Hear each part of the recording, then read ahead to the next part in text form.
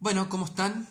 Mi nombre es Luis García, yo soy el profesor adjunto de la Cátedra Concepciones Filosóficas y este video tiene el objetivo de acompañarles en la lectura del texto de Marx, El trabajo alienado, que nosotros le dimos en esta edición argentina de Coligüe Clásica.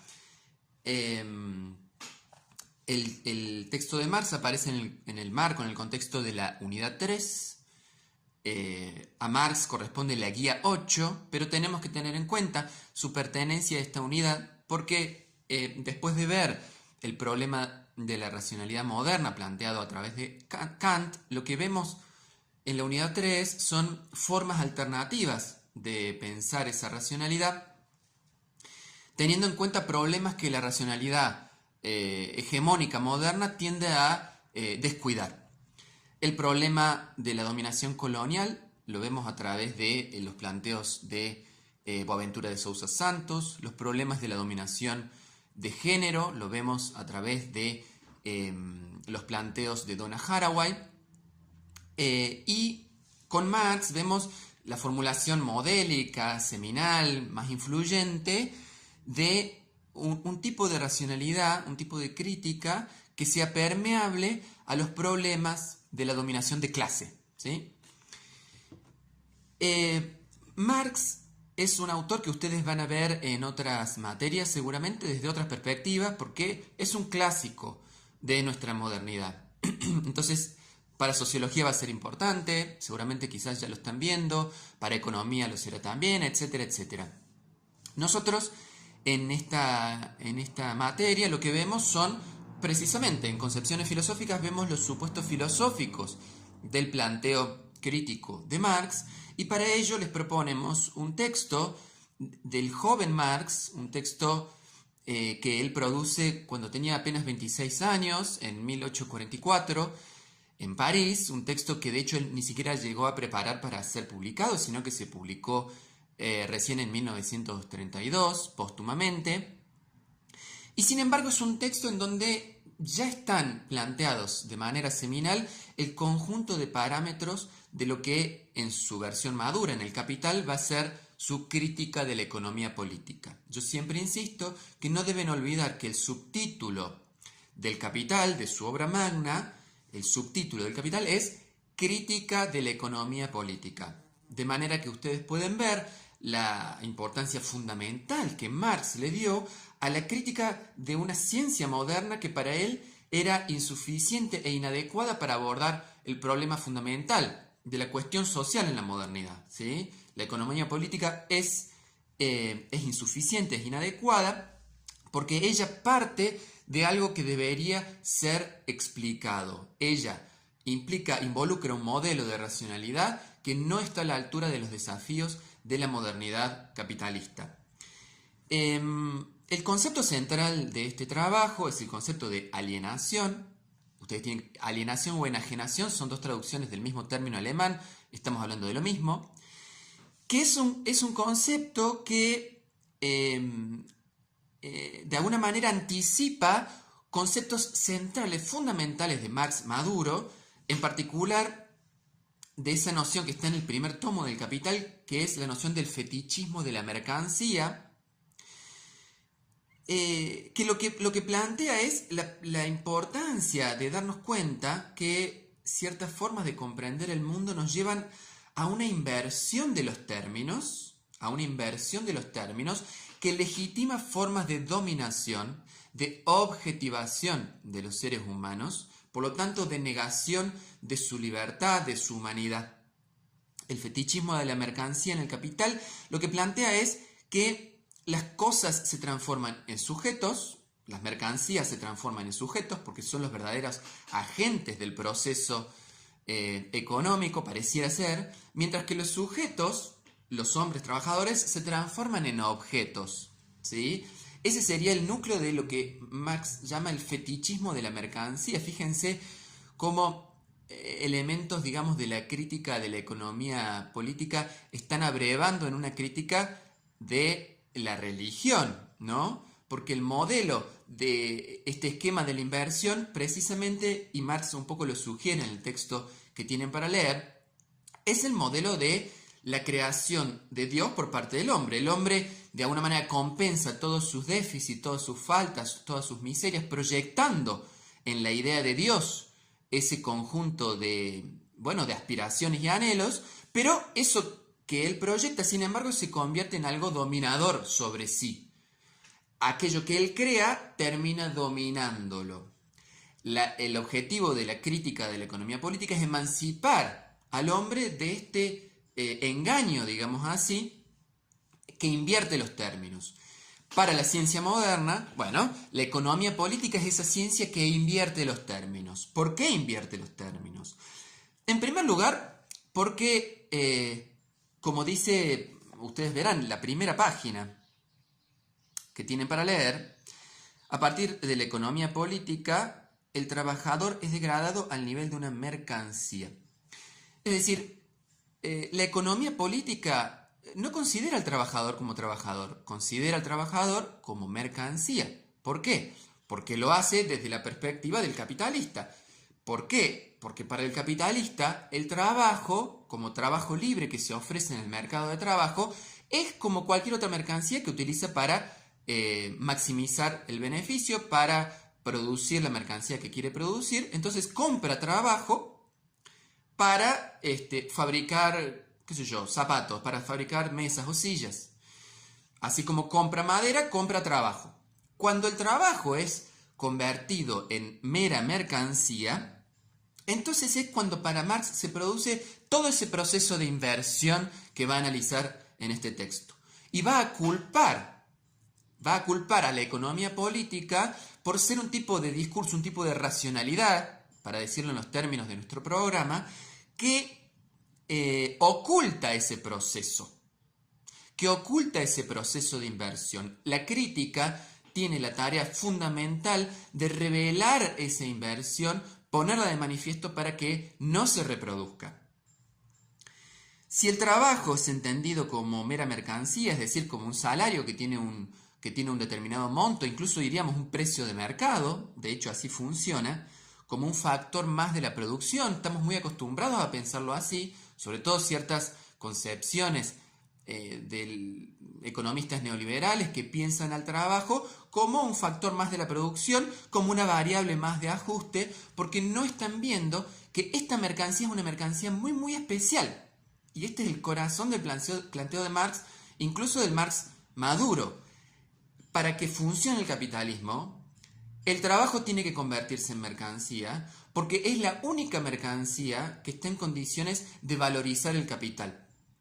La singularidad enorme de esa mercancía es lo que permite que el capital se valorice, pero también es lo que permite que el ser humano se convierta en un ser enajenado, alienado, un ser, digamos así, sometido al producto de sus propias potencias, algo ominoso, algo deleznable, algo que la sociedad moderna debería poder combatir.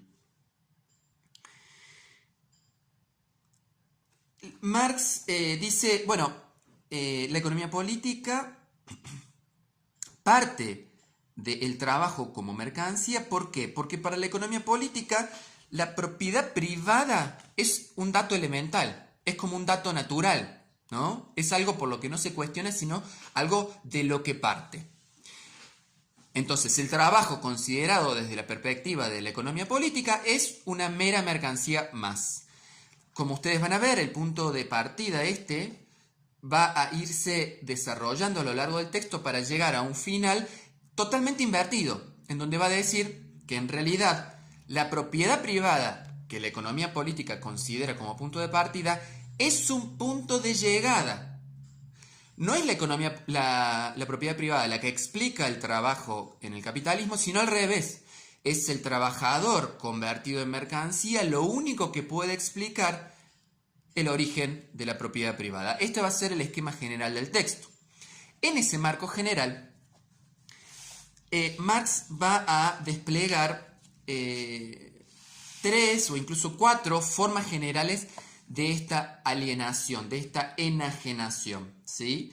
En un texto que es muy rico, que es muy sugerente, en donde el corazón del planteo va a ser precisamente este que les comentaba del fetichismo de las mercancías o del esquema de la inversión. Es decir, cuanto más valoriza las cosas el trabajador, más se desvaloriza el hombre.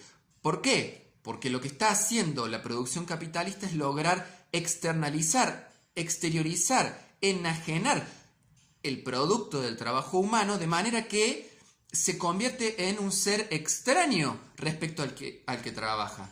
Por lo tanto, cuanto más valor pone en eso extraño, más poder produce para que otros, los propietarios de ese trabajo, lo utilicen como forma de dominación. Por lo tanto, la valorización de las cosas se convierte en una desvalorización del hombre. Este es el esquema general que va a atravesar a todo el texto. En un primer momento, entonces, en el reconocimiento de la forma fundamental de alienación del trabajo, que es la alienación del trabajador respecto del producto mismo de su trabajo. Porque el trabajador produce, pero no es un producto que lo beneficie a él, sino que el producto de su trabajo está puesto para maximizar la rentabilidad de la empresa de otro, ¿sí?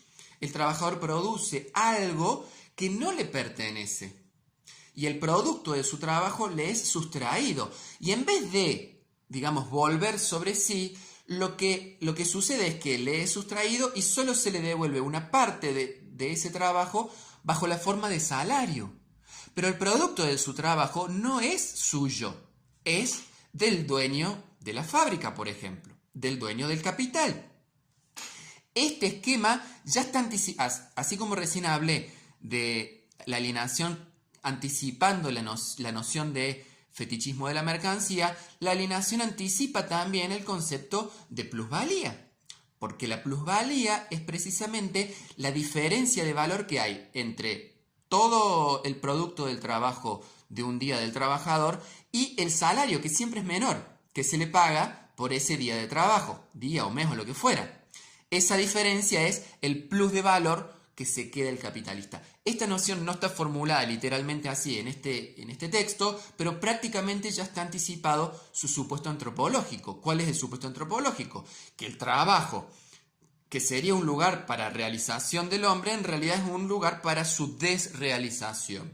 ¿Por qué? Porque aquello que produce no es algo en donde el hombre se pueda ver reflejado y se pueda ver realizado, sino que le es sustraído, ¿sí? Y el salario funciona como una suerte de sustitución de eso que se le extrae, pero que nunca restituye, el producto de trabajo que le es enteramente ajeno.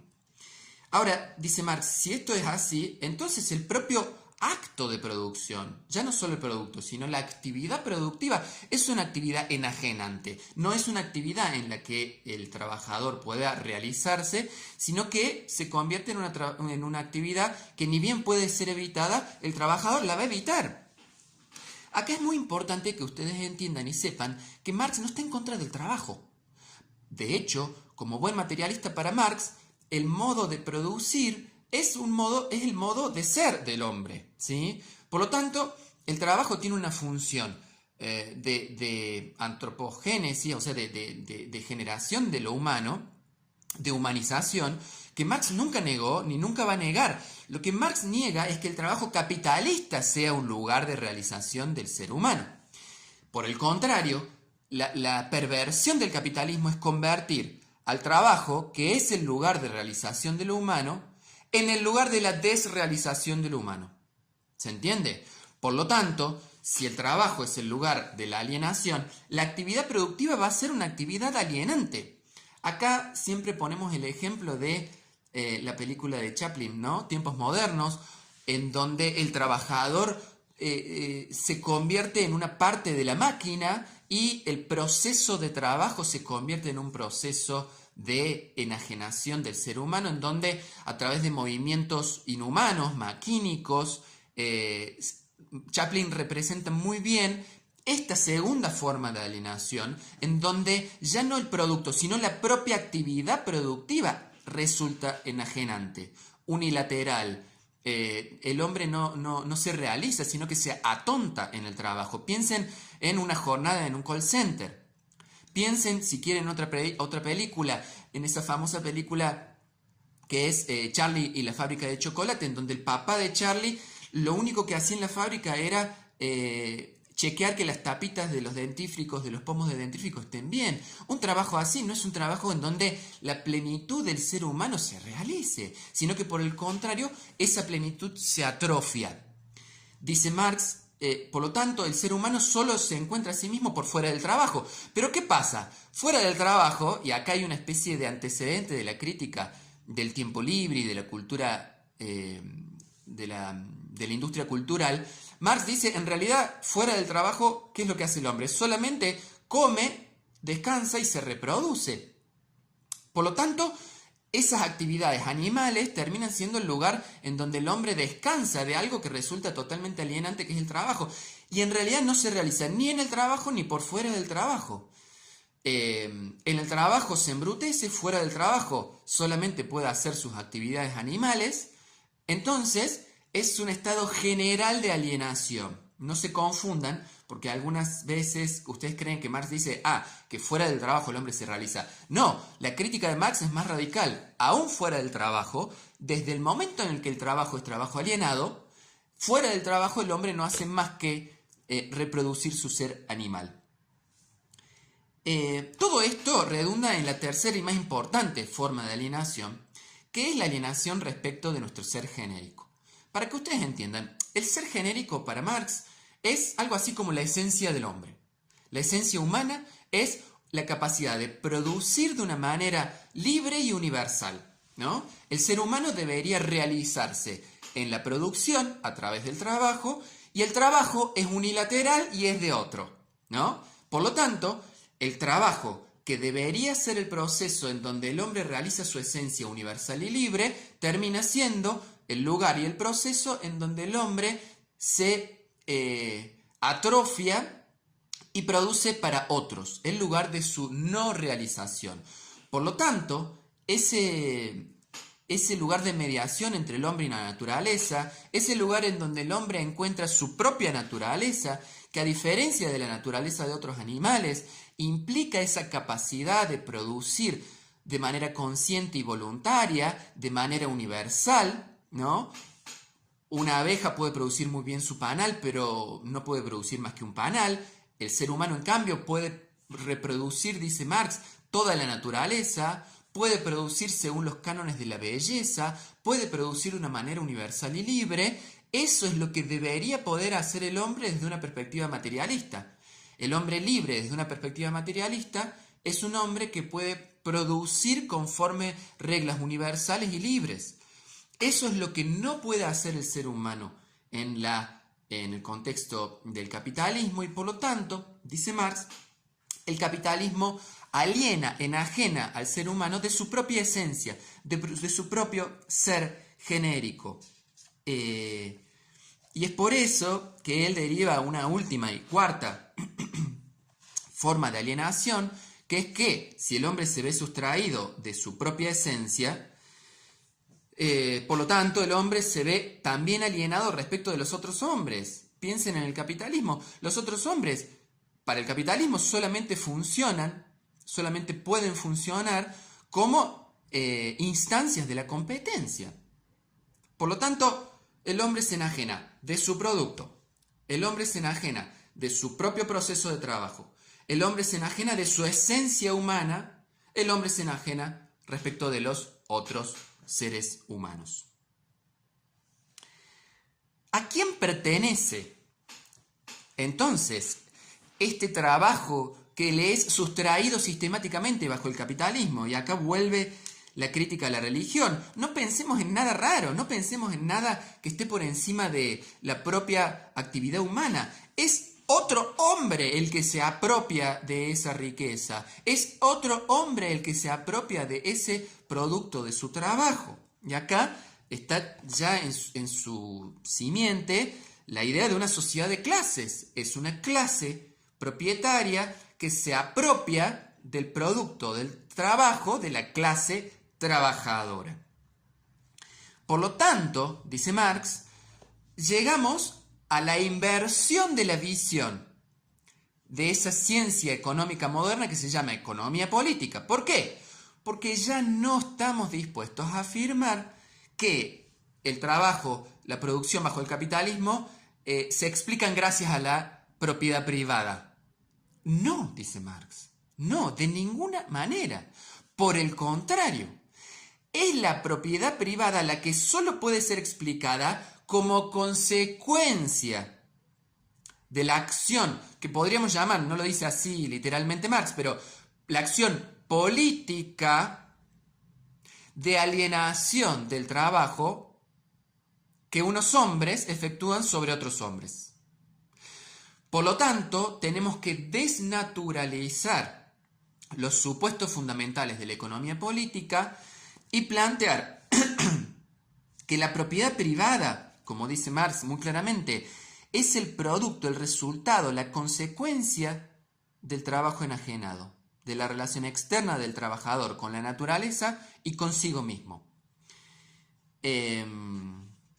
Fíjense la analogía que hace con la religión. Cuando la propiedad privada aparece como razón, como causa del trabajo enajenado, es en realidad una consecuencia de él, del trabajo enajenado. Así como los dioses no son la causa, sino el efecto del extravío del entendimiento humano. ¿Se ve? Por lo tanto, dice Marx, como consecuencia, las dos consecuencias fundamentales que él un poco va a plantear es, en primer lugar, la contradicción fundamental de la economía política es la contradicción de partir de algo que en realidad es un punto de llegada. Debemos invertir el orden y poner, fíjense, poner al hombre, poner al ser humano en el centro, no la propiedad privada, al ser humano en el centro y mostrar cómo es un derivado de relaciones humanas esa propiedad privada. En primer lugar está esa relación humana de sustracción, de alienación, de enajenación del trabajo de unos hombres por parte de otros hombres. Esa es la primera conclusión.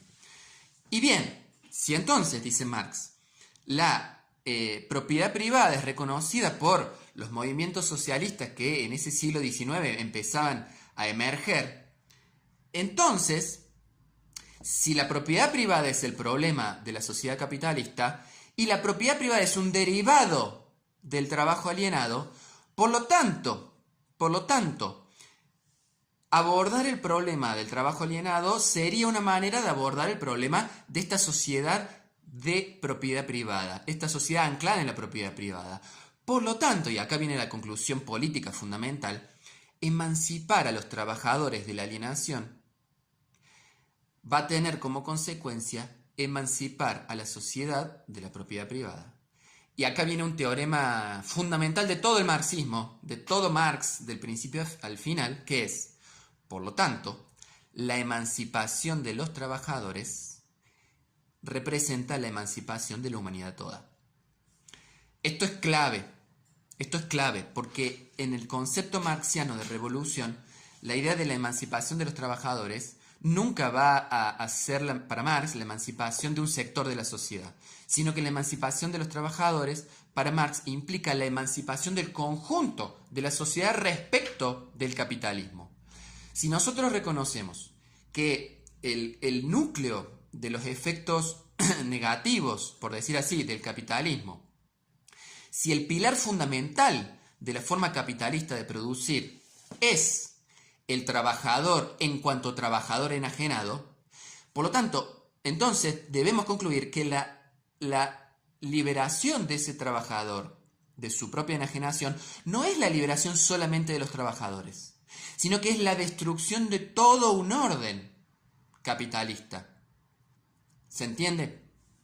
Por lo tanto, está esa hermosa expresión con la que va ya terminando el texto que dice: la emancipación de la sociedad respecto de la propiedad privada, respecto de la condición servil, se expresa bajo la forma política de la emancipación de los trabajadores. No como si se tratara solo de la emancipación de estos, o sea, de los trabajadores, sino porque en la emancipación de los trabajadores está contenida la emancipación humana universal.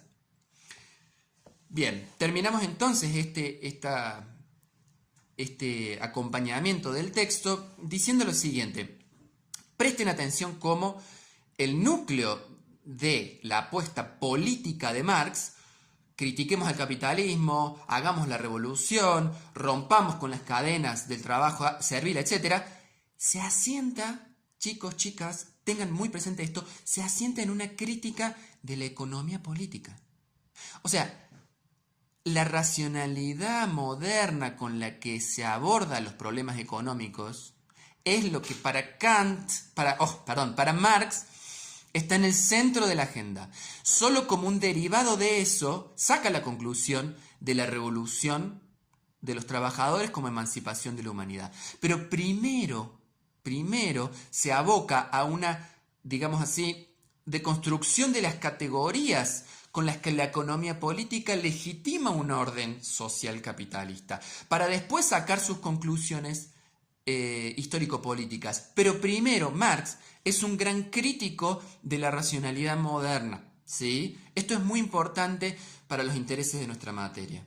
Entonces, en esta unidad 3, el objetivo es ese, que ustedes puedan ver cómo incluso una apuesta política tan influyente e importante como la de Marx tuvo en el corazón de su empresa no tanto una suerte de agitación política o una crítica moral de los capitalistas como seres codiciosos, sino una crítica epistemológica a un cierto orden de legitimación científica del capital. Por eso el subtítulo del Capital es Crítica de la economía política. Es decir, hay una crítica a una ciencia antes que nada, como condición de una crítica política a un orden social. Espero que se haya entendido y que hayan entendido por qué este subsuelo antropológico de Marx es tan importante.